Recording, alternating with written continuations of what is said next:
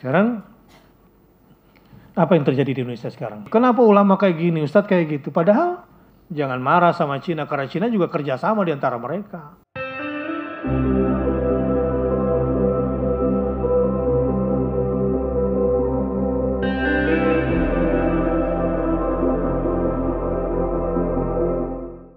Mbah Google pun kalau ditanya ketik aja. Cara hidup paling mulia dia nggak bisa jawab itu. Ya, kan biasanya nanya Mbah Google kan, dapat tuh. Coba ketik sekali waktu. Cara hidup yang paling mulia itu di mana gitu. Tidak ada kecuali berdakwah, mengajak manusia kepada Allah. Nah, bercerita tentang Indonesia.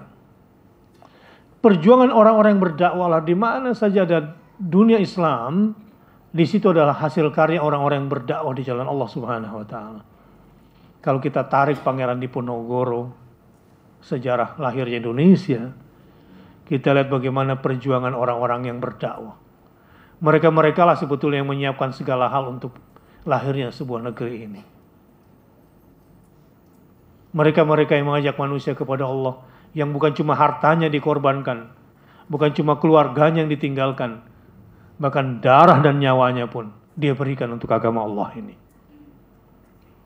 Maka pada malam hari ini hanya orang-orang yang terpilih lah yang di dalam hatinya sudah bertekad agar hidup di jalan dakwah, mengajak manusia kepada Allah Subhanahu wa taala. Di Indonesia ini kalau kita perhatikan ya, lihat, saya punya dua diksi, dakwah ekonomi dan ekonomi dakwah. Saya mau curhat, ada kegelisahan saya di Indonesia ini. Kegelisahannya begini. Mudah-mudahan setelah saya curhat ini kalian bisa menjadi bagian yang bisa memberikan solusi. Begini.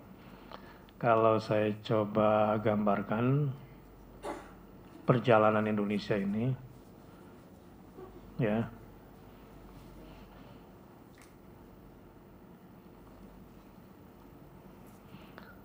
saya mau ambil dari dua sudut pandang, ekonomi dan politik. Ini dua faktor penting membangkitkan peradaban sekarang ini. Kita butuh militer, kita juga butuh hukum, kita juga butuh sosial, kita butuh pendidikan, kita butuh budaya, olahraga, seni, pangan, dan lain-lain. Tetapi semua bermula dari sini. Menurut Anda, untuk membangun Indonesia dan Islam yang kuat, mana dulu? Ekonomi dulu atau politik dulu?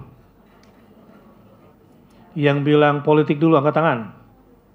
Yang bilang ekonomi dulu, angkat tangan. Ya, tergantung kecenderungan masing-masing. Kata si politisi, lu nggak mungkin bisa kaya kalau nggak megang kekuasaan. Kata si ekonomi, bilang apa? Lu nggak mungkin bisa berkuasa kalau nggak punya duit. Gitu. Terserah sudut pandangnya dan masing-masing tentu punya cara pandang. Tapi yang menarik adalah, saya itu gelisah ya. Begini, dakwah di Indonesia itu,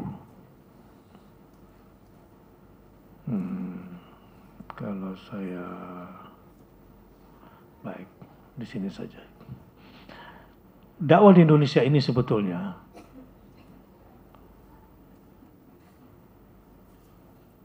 sudah melahirkan yang namanya dakwah politik. Ini sudah jalan. Bentuknya sekarang lahirlah ya politisi Islam atau Muslim. Sehingga lahirlah kemudian partai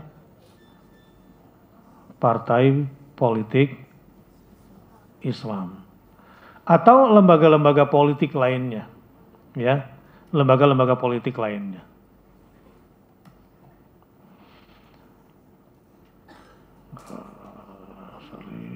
Dakwah politik, ya. Yang kedua, dakwah ekonomi.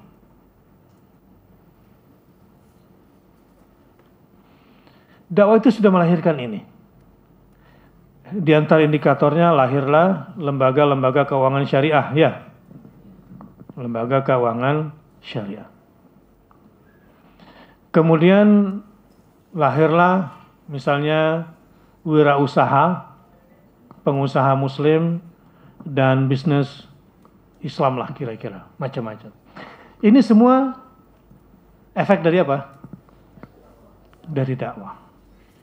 Nih, ya kajian-kajian seperti ini, kita bacakan ayat-ayat tentang pentingnya memilih pemimpin, pentingnya menata kelola publik secara adil, pentingnya membawa sebuah bangsa menjadi bangsa yang baldatun thayyibatun warabun ghafur negaranya.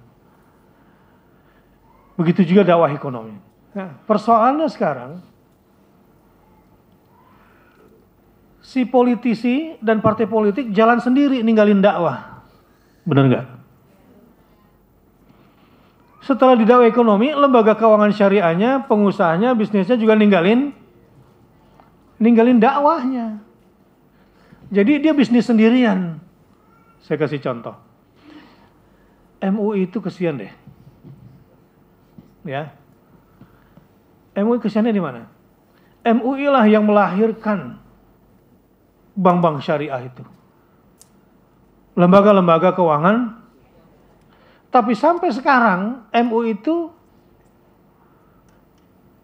biaya operasionalnya setiap tahun masih nunggu dari kementerian. Menurut kalian wajar nggak ini? Wajar nggak?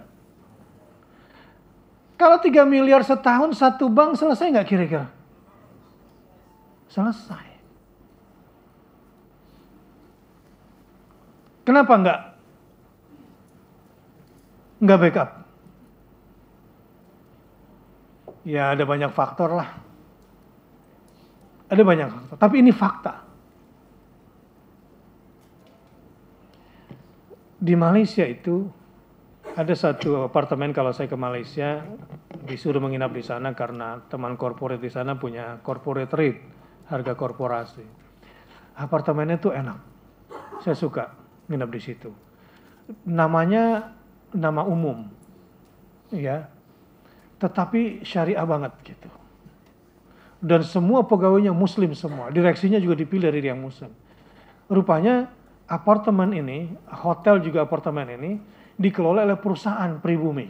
Yang punya misi sejak awal. PNB namanya. Dan punya apartemen di tengah kota. Gitu. Anda coba lihat. Punya nggak umat Islam usaha bersama yang gedungnya tuh di Tamrin Sudirman?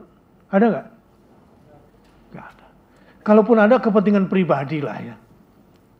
Bukan untuk kepentingan umat, apalagi dakwah. Apalagi dakwah. Berat ini. Ini kegelisahan saya. Dan para politisi muslim inilah yang akhirnya menjadi penghalang syariah ini banyak. Ya. Dengar kata khilafah udah ketakutan gitu. Kayaknya khilafah itu selalu identik dengan ISIS gitu kan. Udah rusak cara pandangnya. Khilafah berarti ISIS. Khilafah berarti ISIS. Kalau bisa ayat-ayat tentang khilafah khalifah itu dicoret aja karena identik dengan, apalagi kalau ada ulama bercerita tentang khilafah pasti ISIS sudah norak gitu. Jadi boleh jadi penghalang syariah ini adalah si politisi muslim atau partai politik Islam. Ini curhat, namanya juga curhat. Tapi saya salah nggak sih? Salah nggak? Ya, begitulah. Ini kondisinya. Jadi dakwah sudah melahirkan dakwah politik Islam, tapi si politik tidak mendukung. Dakwah sudah melahirkan ekonomi Islam, tapi si ekonomi tidak mendukung. Selama kita begini nggak akan maju. Dan saya bilang, selamanya bank-bank syariah akan konsisten di kesesatannya di 5% itu. Nggak mungkin bisa besar, karena lembaga keuangan syariah hanya bisa berkembang di lingkungan yang masyarakatnya menegakkan syariat. Persoalan kita adalah ekonomi syariah mau, syariat Islam tidak mau. Benar nggak kayak gitu? Di sini lag-nya itu. Nggak akan bisa berkembang. Dan dibonsai terus sama induknya. SDM syariah hanyalah SDM lapis kedua dari induknya, ya. Bisnis dan modalnya nggak mungkin dikasih lebih besar dari si induk. Dan selama itu berjalan seperti itu, selama itu pula, ketika sudah anti kepada syariat, syariahmu cuma basa-basi. Ini kegelisahan aja, namanya juga lagi curhat. Ada yang bisa bantu nggak cari solusinya? Kan saya bilang tadi, saya mau curhat, mudah-mudahan ada yang bisa memberikan solusi nih. Nah sekarang, sebetulnya tujuan dakwah ekonomi itu untuk apa sih? Jadi, dakwah ekonomi berarti dakwah yang melahirkan ekonomi. Kalau ekonomi dakwah berarti ekonomi yang membiayai dakwah. Kira-kira begitu sederhananya yang saya maksud ya. Nah, dakwah ekonomi itu adalah, ini kalau Anda tadi bilang sama saya, Ustadz bisa nggak mendekati lagi para ekonomi?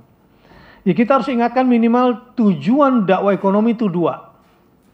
Yang pertama, orang-orang yang berekonomi itu harus sadar, termasuk Anda yang kerja sekarang di perusahaan manapun, pegawai manapun, bisnis apapun. Ini dakwah ekonomi adalah sadar bahwa Allah lah sumber semua rezeki.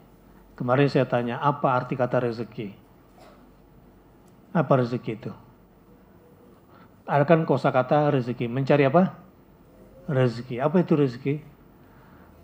Rezeki itu atau pemberian dari Allah Subhanahu wa taala. Asal katanya itu awalnya al-ata, pemberian. Nah, sekarang dakwah ekonomi adalah meyakinkan setiap insan ekonomi bahwa rezeki itu dari Allah dan harus dikembalikan lagi kepada Allah. Itu harus yang dia yakini. Kalau begini cara orang-orang ekonomi berekonomi, insya Allah berkah ekonominya. Apalagi yang kedua, untuk itu, karena rezeki adalah pemberian Allah, carilah rezeki itu dengan cara Allah, bukan dengan cara kamu. Cari rezekinya itu, karena rezeki itu bersumber dari Allah. Cari dengan cara dan jalan yang ditunjukkan oleh Allah, itu tujuan utama. Nah sementara ekonomi dakwah yang harus mereka yakini, kalau mereka membiayai dakwah dengan ekonominya, insya Allah tidak akan rugi. Nggak akan merugi. Dan pasti akan mendapatkan keuntungan berlipat. Pasti itu. Jadi, saya ini, baru tadi ngobrol-ngobrol, kemudian kemarin juga ketemu banyak pengusaha datang, ya, yang besar-besar dan sudah punya jaringan di bidang keislaman. Kontak-kontak juga dengan pemilik Wardah yang sudah sekitar 20 triliun ya lah omsetnya gitu ya.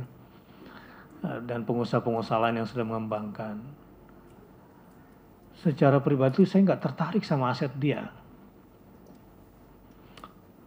Yang saya tertarik itu dengan orang-orang yang memang sadar betul tujuan berekonomi dan tujuan setelah mendapatkan ekonomi itu. Saya sebagai orang yang bergerak di bidang dakwah gitu, kalaupun sekarang saya harus masuk ke dunia ekonomi, saya nggak akan mau berekonomi hanya untuk diri gue sendiri gitu. Sayang rasanya. Karena saya sudah terlanjur mematok jalan hidup saya untuk dakwah, maka apapun yang saya lakukan, kalaupun saya nanti berpolitik, tidak dalam bentuk praktis misalnya, saya ingin politik itu ke dakwah. Kalaupun saya berekonomi aja untuk dakwah aja lagi. Sebab ini jalan hidup yang paling benar menurut saya. Kalau saya mengambil jalan hidup tiba-tiba gue resign lah, gue serahin deh nih, silakan nih Ji, ambil nih akal lu, urus deh. Gue mau bisnis gitu kan. Wah, bagi saya itu sebuah kekeliruan jalan hidup. Nggak akan, saya tinggalkan dakwah ini.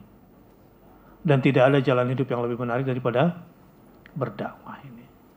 Maka Berbahagialah kalau satu hari Anda ditakdirkan bisa jadi orang kaya untuk membiayai dakwah. Dan setahu saya orang-orang yang begitu tuh, tadi kita ngumpul, duduk ngobrol, yuk kita bikin ini bareng-bareng. Tapi kita duduknya bareng-bareng yang nggak cari proyek lah, yang nggak cari peluang, yang udah eksis gitu. Supaya kita bicara dakwahnya bisa jadi lebih all out. So kalau kita duduk ngurusin dakwah sama orang-orang yang masih belum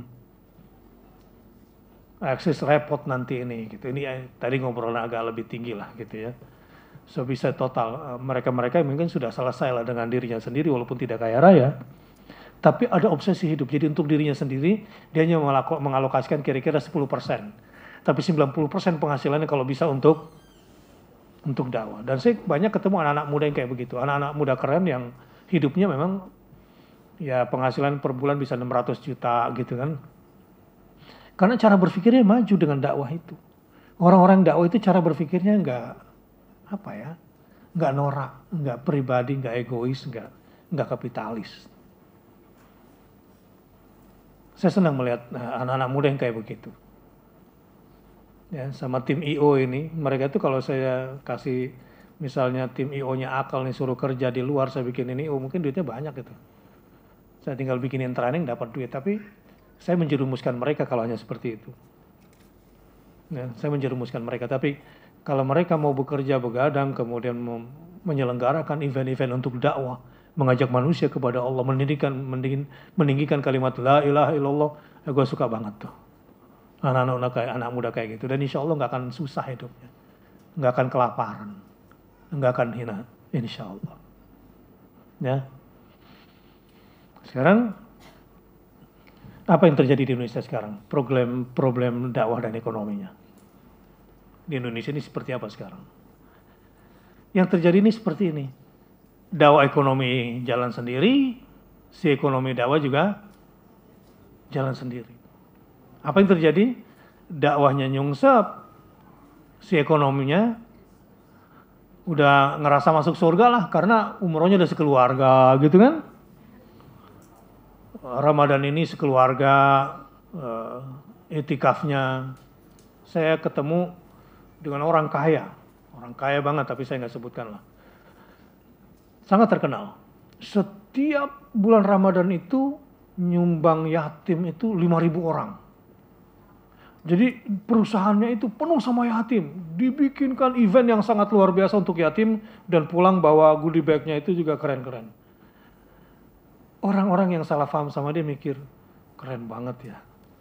Bisa 5.000 yatim setiap tahun. Padahal itu masa upil dibanding income yang dia dapat.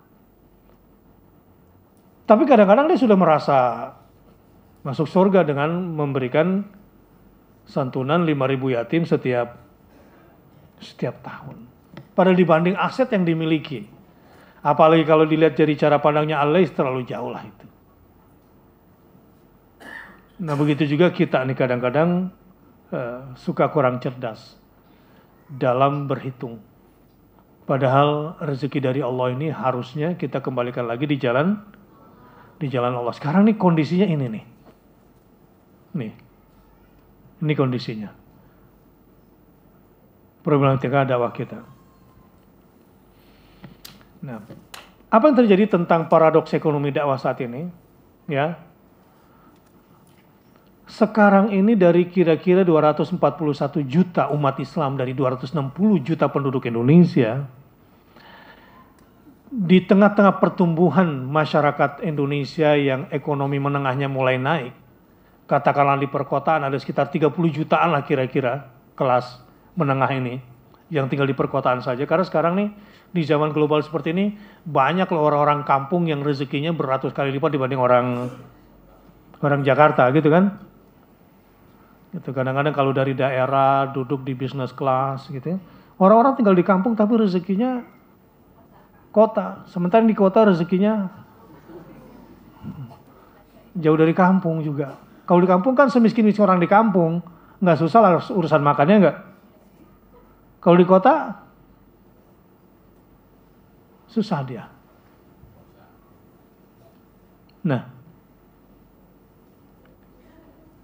Di satu sisi banyak pengusaha muslim, tapi para dai banyak dan ulama banyak yang terseok-seok, nanti diomelin lagi. Kenapa ulama kayak gini, ustadz kayak gitu? Padahal si pengusahanya tidak memperhatikan para pejuang-pejuang dakwah itu.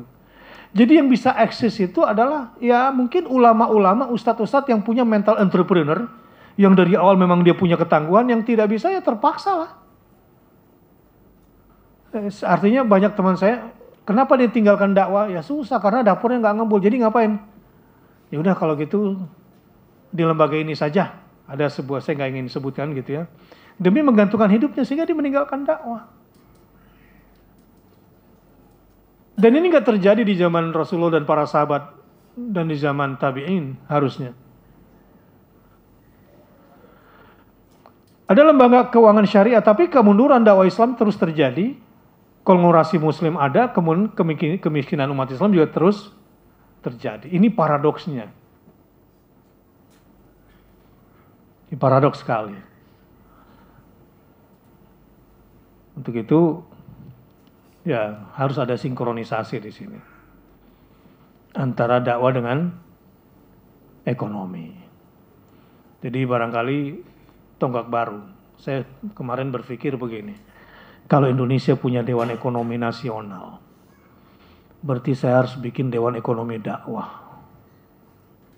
Nasional, yang orang-orang ini secara strategis memikirkan bagaimana membiayai dakwah dengan semua skala prioritasnya. Sebab sekarang saya lihat uang dana abadi zakat yang 80 triliun itu, seandainya cara berpikirnya adalah untuk membiayai dakwah dan banyak hal-hal lain, apalagi kalau kita masuk ke wakaf. Ke wakaf. Ya.